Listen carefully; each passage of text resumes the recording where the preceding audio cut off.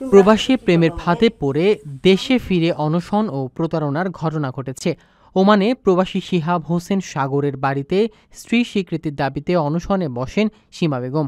অনশন চলাকালীন ছবি ও ভিডিও সামাজিক যোগাযোগ মাধ্যমে ভাইরাল হলে ঘটনাটি বড় ধরনের বিতর্কের রূপ নেয়। পরে বিভিন্ন অভিযোগ সামনে আসে। ওই তরুণীকে প্রবাসীদের সঙ্গে প্রেমের ফাঁদে ফেলে টাকা হাতে নেয়া, অর্ধ উলঙ্গ ছবি ধারণ ও ব্ল্যাকমেইল করার অভিযোগে অভিযুক্ত করা হয়। আরো নেকের ছবিগুলো আছে দেখেন, এই যে আমার প্রবাসী পরিবারের দাবি, সীমা বেগম দেশে ফিরে রাজধানীর বিভিন্ন এলাকায় প্রবাস ফেরত পুরুষদের টার্গেট করে প্রতারণার জাল বিস্তার করছেন। এতে প্রবাসী শিহাব সহ আরও অনেকে ফেঁসে গেছেন। প্রবাসী শিহাবের পরিবার সংবাদ সম্মেলনে জানান, সীমা বেগম প্রবাসে পতিতাবৃত্তির দায়ে ওমানে পুলিশি হস্তক্ষেপের পর দেশে ফেরত আসে।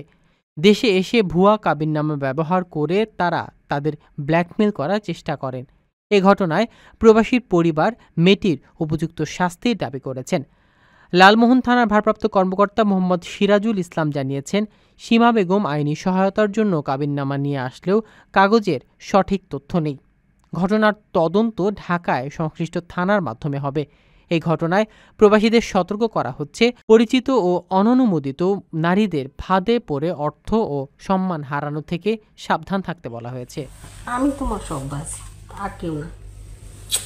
বুঝছো? ওমানের সেরা রেট দিচ্ছে বাংলাদেশি প্রতিষ্ঠান গালফ এক্সচেঞ্জ। প্রিয়জনকে টাকা পাঠাতে আজই আসুন আমাদের যে কোনো ব্রাঞ্চে অথবা কল করুন স্ক্রিনে দেয়া নাম্বারে। গালফ এক্সচেঞ্জ, বাংলাদেশিদের প্রিয় এক্সচেঞ্জ।